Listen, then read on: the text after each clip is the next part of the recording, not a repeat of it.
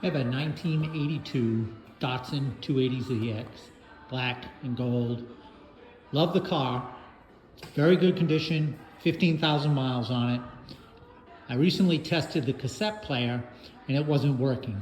So I removed the cassette player, took it apart on a desk, noticed that the belts were all just reduced to gum. Took a long time to clean it up. Thanks to my wife doing a lot of that, me. We used some chemicals on it, cleaned it all up, replaced the belts using a site I found online with the sizes. Difficult to figure out how best to run the belts because there were two different options. I chose the one that looked like it worked and was clearest and made the most sense, kind of common sense wise. Put it all back together, put the whole car back together. As you can see, I got the dash all back together, I got the player back in, and turned it on, and let's show you what happens. So you can see the radio. I'll turn the key on. Radio comes on. Well, we're moving into the hottest part of the year, but don't Take worry. the cassette player, the cassette, put the cassette in, Only, get an additional $1,000 off all new vehicles and $500. hit play. The radio shut off. Antenna went down. Hit play, and it clicks over to reverse, and then it clicks back, and then it clicks back, and it'll keep doing that. And that's not the way it's supposed to work. So what we're going to do is we're going to remove the tape player from the unit, and I found a location in Pennsylvania, I'll provide that information later, that says that they can repair it. So the first step is to take it out. So this is not simple, but not difficult. So I'll run through the steps. They're pretty simple. So step number one is to remove this kick panel. There's a screw here. There's a screw on the other side. Let me get it up there. You take that out, disconnect the wire. Simple as can be. Down here, you take that screw out and remove that little panel there. You do the exact same thing on the other side, including the panel. So that's the first step. Second step, or a step in there at the same time, is to take your transmission gear lever and move it all the way back as far as you can. So I've put it back into reverse, all the way to the right, all the way back. That gives you plenty of access space to pull this out. Once we get these panels out, the panels over here, panel at the bottom, and the panels on the other side, and the panel on that bottom, I'll come back and I'll explain where the other 8 screws are, and then this thing will slide right out. So give me just a moment and we'll get to that. So now that we have this off, you can see that this is off, and it is off on both sides. So now we need to take off the screws that hold the cassette and tape and stereo placed together. So we have those 2 bolts and screws there. Those 2 that are right up in there. They can be taken off with a screwdriver. If they're a little too tight, you can use a 10mm. The identical ones are on the other side, so I'm not going to bother doing that to show you that. But I will remove these now. I didn't do it, and I probably won't as I do this, but you probably should disconnect your battery. As I said, I've had this off just recently, and I didn't have any trouble doing that. It gave me an opportunity to test it as I was moving along. But, you know, mileage may vary. Also, I have a blanket, towel, something to protect the dash unit, which you will see in later videos, which I will put right up into here. I'll tuck into here and up over all of this to protect all of this from the sharp edges of the radio. So I'm going to get started taking those bolts off on this side and the same ones on the other side, and then we'll be back. As promised, here's the screws on the passenger side. There's 2 there. Same identical screws out there. Take that out and that'll release that whole unit. Let's get started. So here we have driver's side kick panel and the other little panel there, passenger side panel, the panel there. You can see that the silvery color screw goes into this panel. The black kind of gray kind of screws, brownish screws go into these holes here. These are those 4 screws on each side that hold the radio in. So you can see I tend to work carefully like this here and put everything to the side, because when I get to put this back together, it could be a month, 2 months by the time I get the radio back from the repair system company, and I will have no idea how I did this. It's one of the reasons I'm making the video for you. It's also for me. So you can see I've covered this. That'll make it much easier to protect the inside of the car. I don't have a holder for this, so I'm going to just pull on this. It'll come off very easily now, as you can see.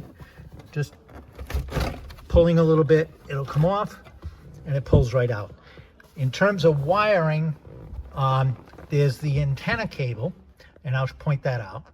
There's another round cable that you need to disconnect. It actually disconnects pretty easily on its own.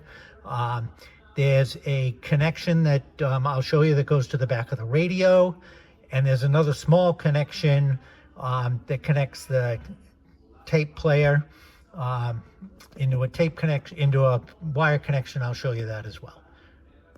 So let's get started. I'll pull this out and hopefully I'll be able to show you the wiring connections. So I've pulled it out a little bit, and if you look very carefully right there, I'll try to snake my hand into there, that's the antenna connection. So let's try and disconnect that. Okay, connects like that into that. Simple. Don't forget that. If you do, your radio won't have any get any stations because there'll be no antenna attached. So let me work my way down and get to the rest of them and show you that.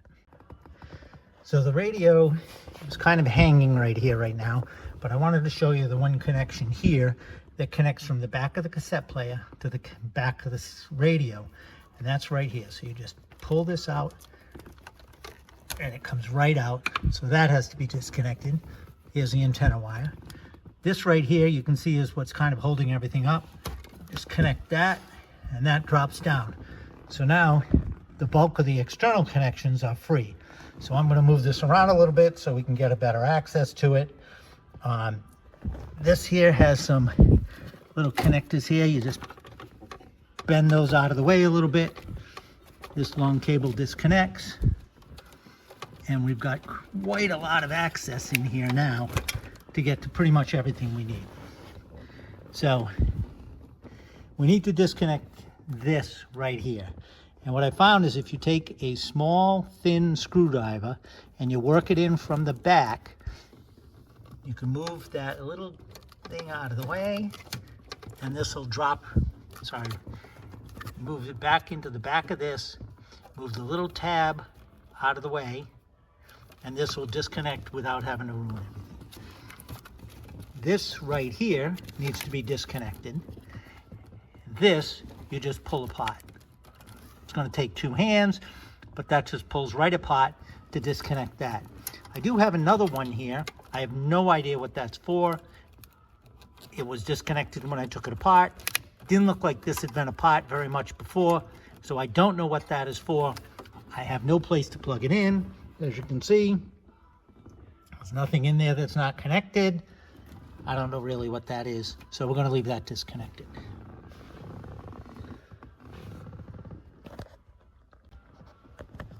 So this just pulled apart, came apart very easy. So the next is just to give me more room to work so I can move this off to the side and get access into it a little easier, is disconnect this so that there's a little more play in some of these cables, primarily this one, so that I can move this around a little bit. So let me get a thin screwdriver and we'll do that. So this little plastic thing came apart really easy. I just took this tiny thin screwdriver, stuck it in next to the band to push this piece up right there, and it disconnected this right out. That gives me more room for this so that I can get access in all the pieces behind the tape deck, all the screws that have to be disconnected, all the brackets, so that that'll come out. So here's from the top. We take those 3 screws out of that bracket, those 2 on the back. Now be careful with these 2 here, this one here and this one over here. Those go into plastic, so they're a little bit different design, and you have to be very careful with them. I may have actually stripped this one when I had this pot before by putting the wrong screw in, but we'll get those 5 screws out and then we'll go on from there. So the screws that go into the back of the front here look like this. They're very different because they screw into plastic. If you make them wrong, then you strip it, which is pretty much what I did this here when I had it a pot before. These screws, when I took them out, were 2 different sizes. My guess is when I put some other one together, I did it backwards. I'll see if I can get it right the next time. So the next piece that has to come off so you can get access to what you need to is to pull this off, pull this out. So we pull this out. There's these 2 little clips, one on each side, tucked right in there on the rail. You just have to push them up. I use a tiny little screwdriver. Just kind of reach in there, tucked it up on each side.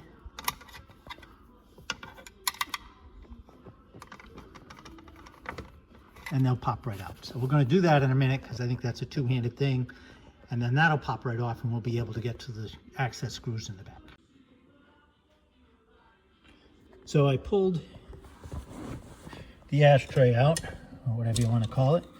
You can see there's nothing special about that, nothing that connects to that. There's these 2 little bars right here. You just edge one up on each side. I was able to pull one up, angle it a little bit, pull the other one out, and it popped right out. So that's out of the way. Now we'll be able to get access to the bolts we need to in the back.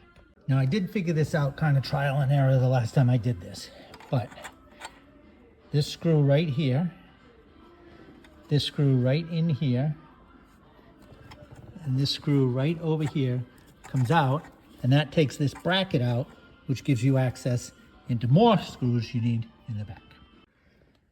So I disconnected the screws for this. You can see that these have a little different design on them. They're a much wider thread. That's because these go into a plasticky component here and not into metal. The same as over here. For whatever reason, I got the same one back here. That may be because I misplaced the screws when I took it apart the last time. So let's get this out of the way and we'll see what else we have to see. So I pulled this bracket. You can see I pulled it right there. There's the screws. That's actually the backing plate for the ashtray. You can see the little connectors that go there and go there for that. So that's out of the way. Here's the screws for the previous places and the previous steps that we've done. So let's go on to the next step. So the next thing we're going to do is we're going to take out the screw here, the screw here, and the screw there. Those go into the cassette player and will be used to pull it right out. We need also, I believe, to take out that screw, which goes into the front. So we'll make those steps and we'll see. So, pull those 3 screws out. And now, as you can see, the unit will pull right out. The faceplate stays in, but the rest of the unit pulls right out. So now we just got to snake that wire out of the way, like that, and the whole unit is out. Now, if you're braver than me, or smarter than me, as most people are, there are 4 screws on the back. They're very tight. They're easy to strip. One of them may be stripped already. There's 2 on this side, 2 on that side, 2 in the back, 3 actually, that other one as well, that all have to be disconnected, as well as those 2 screws there in the faceplate and those 2 screws to open this all up so that you can get access to the inside. I did that, found a listing for the belts, put them all together, did not fix my problem. So at this point, I'm getting ready to send it off. But here it is, all apart, This unit is sitting here, plenty of space so that I'll be able to just drop it onto the floor, keep it out of the way. This should take a month, 6 weeks. I'll get back to you when we find out if it was a success or not. I also have a red, Regatta Red, 1982 Datsun 280ZX, also an NA, same as this. That one has about 80,000 miles on it. That one has a cassette player that's doing the same thing. If this one all works out well, I'll take that one out, following these steps and following this video, and send that one off and see if that one can be repaired. This car here is the one I intend to keep forever, since this is the same make and model and trim level as I had when I was dating my wife back in 1984 and 1985. So quite a long time ago. This is not that same car by VIN number. I was actually able to find this car in Texas and picked it up after on a drive and had it shipped home. Let's see how we do after this. So all the parts are out. Here's the radio, which I'm going to ship off. The company is BC Electron. They're in Pennsylvania. I'll put the access information in case you want to do the same thing and send your cassette player off and get it to work. I did pick up a couple of cassettes that I'm perfectly willing to try through this once we get it. You can see the model number of my unit and the serial number. I'm not sure what you can do with the serial number. Any warranty is long past overdue since the car is 42 years old.